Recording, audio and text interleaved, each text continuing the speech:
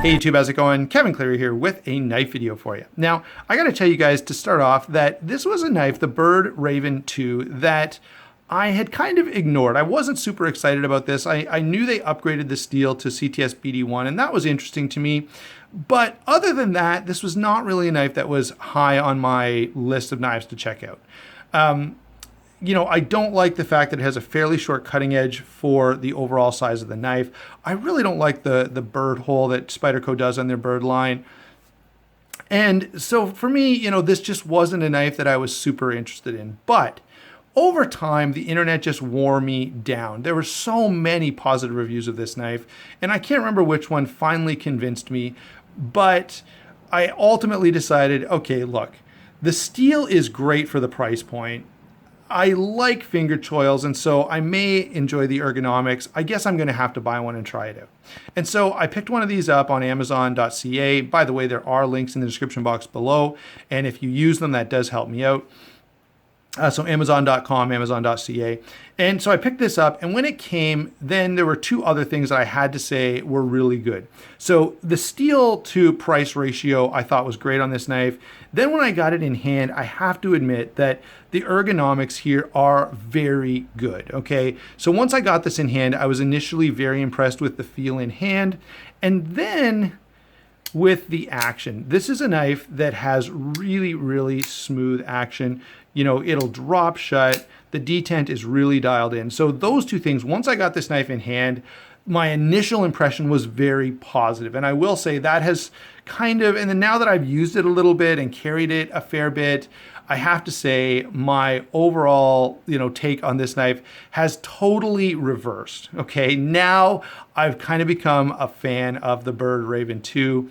And so I'm going to bring it to you, and I will say, you know, this is going to be a fairly positive review because once I sort of got it in hand and started using it, I was even more impressed. All right, so having put all that out there to kind of give you the background on this knife and why I'm bringing you this review, let's get into the details. Size and weight on this guy is 7 7/8 overall. 3 3/8 inches on the blade, almost 3 7/16. Now, the 3-inch cutting edge, I'm still not in love with, but I'm kind of dealing with it, I guess. 4 9/16 on the overall handle length. And it only weighs 4.16 ounces, which is pretty comfortable. In terms of how this carries, you know, the Spyderco clip works really, really well. And so this carries quite comfortably, quite easily. I have no complaints whatsoever about it in pocket. And the only issue I have in this whole sort of area of the specs of the knife in general are the fact that we have nearly an 8-inch knife that has only 3 inches of cutting edge. So that is a bit of an issue to me, but otherwise, I've got to say very, very nice. Moving on to the blade, which is again a point that I have been fairly impressed by. You know, get it, point, haha. This is CTS BD1 steel, and this knife I think retails in the US for around 35 bucks. So that steel for that price is pretty well unheard of, and the performance on BD1 steel is quite good. Now, it's not S30V or S35VN or M390, it's not, okay? But it is very, very good. You know, going to be similar to, say, VG10, 14C28N. Definitely a big step from most of what you're going to get in this price range. You know, if you start looking at $40 knives, you're going to see a lot of Chinese alphabet steel. You're going to see a lot of AUS 8. You're going to see a lot of 440C, 440 or 420HC. None of those are going to come close to BD1's performance.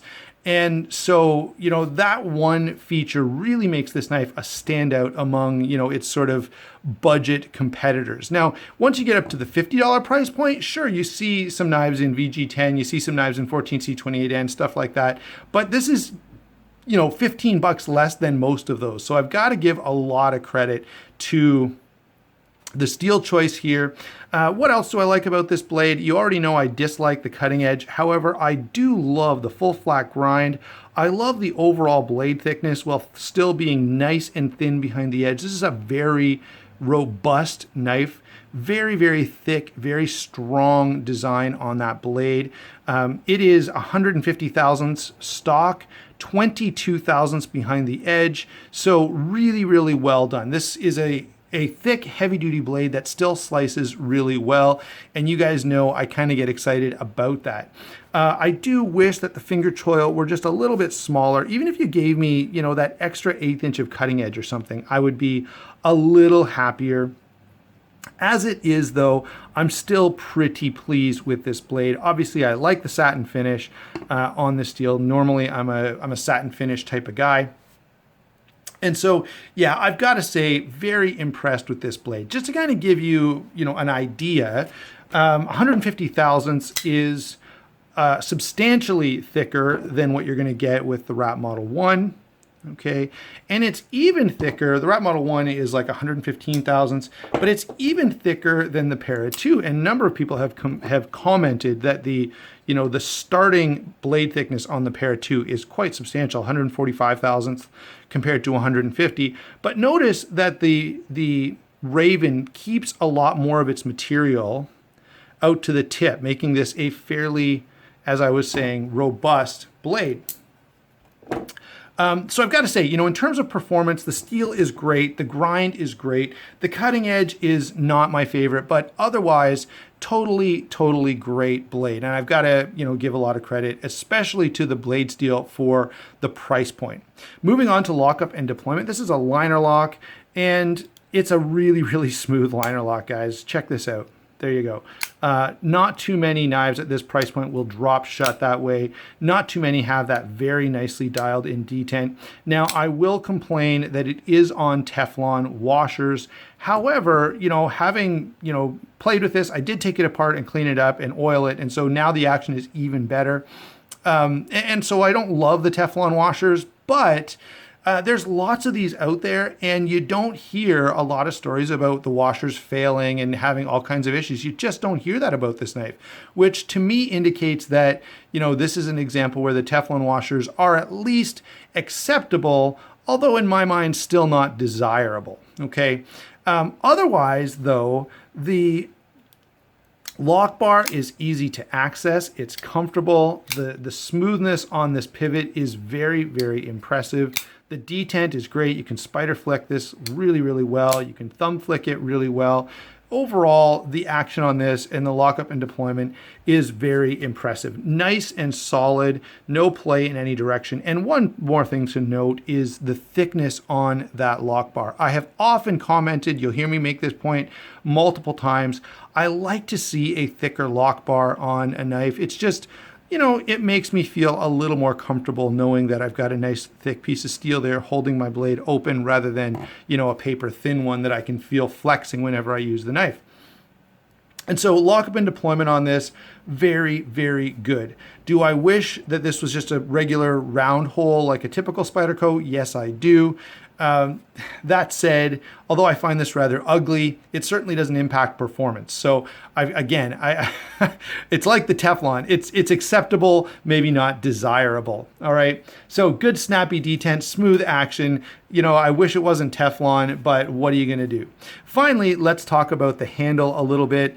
Again, this is very impressive. The ergonomics on this knife are fantastic. It's got 3 3/4 inches of grip area here, and then you basically get another inch with the choil, so 4 3/4 if you choke up on this knife. I use it quite a bit in both configurations. I guess I would complain, maybe I would like to see this choil just a little bit smaller. You know, if you gave me 3.5 inches back here and just moved everything back a little bit and shrunk this down, you know, you could probably get me 1/4 or 3/8 of an inch more cutting edge, and I would like to see that. That said, this knife is so comfortable in hand and it just works so well that you really can't say anything bad about the ergonomics. The construction here, again, we've got G10 over stainless steel liners, standoffs.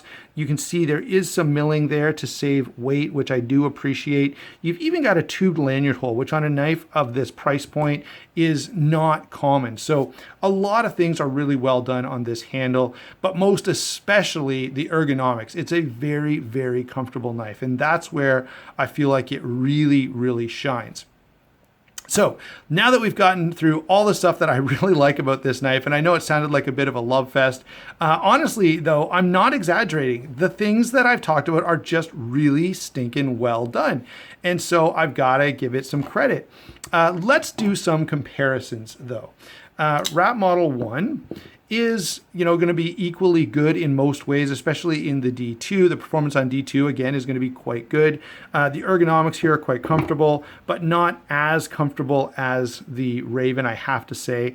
The one thing that I do appreciate about the Rat 1 is that extra cutting edge that I'm going to get from it. And I think this is going to be one of the few knives that compare favorably in terms of value. I think this guy goes for, without the carbon fiber, around $35, and this goes for around $35. Where this knife really shines though is if you compare this to a Spyderco Tenacious, it's not even a fair comparison. The steel is better, the ergonomics are better, the detent is better. Like, there's no category that this Tenacious beats this in. It just really blows it out of the water. And the Tenacious costs between $10 and $15 more, which to me is kind of a fail. Thinking of knives that cost a little bit more, let's get some and bring them in here. First off is the Para 2, and I have to compare this to the Para 2 because of the ergonomics. This is one of the few knives that feels as right in hand as a Para 2, and it really does. The Para 2 suffers from a similar problem with a fairly short cutting edge for its overall size, but otherwise, both of these really shine to me because of the fact that they have such great ergos. Now, the one area of comparison that, you're not going to get the same is the blade steel. But you can balance that with the fact that you got a very fine tip on the Para 2 and it's certainly more robust. Although it's not super crazy thick, it is definitely a stronger tip on the Raven. Let's grab a couple of others. So here's another great, now this is a new budget knife. This is the Kaiser Domen. VG10 steel here, which is going to be similar in terms of performance, but you are going to pay a bit more. This knife is going to run you about $50, where this is going to be like $35. And so while I would class both of these as budget friendly, this is going to be more budget friendly than the Kaiser, and compare very favorably to it in just about every category. One more that might do a couple of things that I appreciate more. The Best Tech here, again, around $50, D2 steel, bearing pivot, and a slightly better action. Well, actually quite a bit, significantly better action on the Best Tech. But remember, you've stepped up quite a bit in terms of price point on this guy. So it is still a liner lock, still, moderately good steel. D2 is great steel, but it's not going to be M390 or something like that. So those are some comparisons for you. And of course, we should mention, I already kind of mentioned them in passing, but this compares extremely well to the Tenacious and even to the Polestar. I've got to say, I liked the Polestar, but I didn't love it, especially at the price point. If you're looking at a Polestar, just buy this instead. It's much, much better. And actually, I think in the title, I'm going to say, like, if you're looking at a Tenacious or a Polestar, just skip it and get the Byrd Raven. It really is a superior knife in just about every way. So overall, guys, I've got to say, this is a fantastic EDC knife. Budget friendly, great materials, great ergonomics, great construction. I wish the blade length was a little bit longer, but otherwise, there's so much good about this knife that, I feel like I'm just singing its praises. And by the way, as a reviewer, I love when I can do that, guys. I really do. I enjoy making positive reviews much, much more than negative reviews. It makes me excited to be able to share something awesome with you guys rather than have to whine and complain and chew something out. So yeah, this is really, really good, and it was a joy to be able to share it with you. I'd love to hear your stories down below of a knife that fits a similar category where you weren't very impressed, but then once you got it, you were just blown away. And I think this will be the second time I've asked that question, so that's all right. Thanks for watching. Don't forget to like and subscribe, and we will talk to you soon.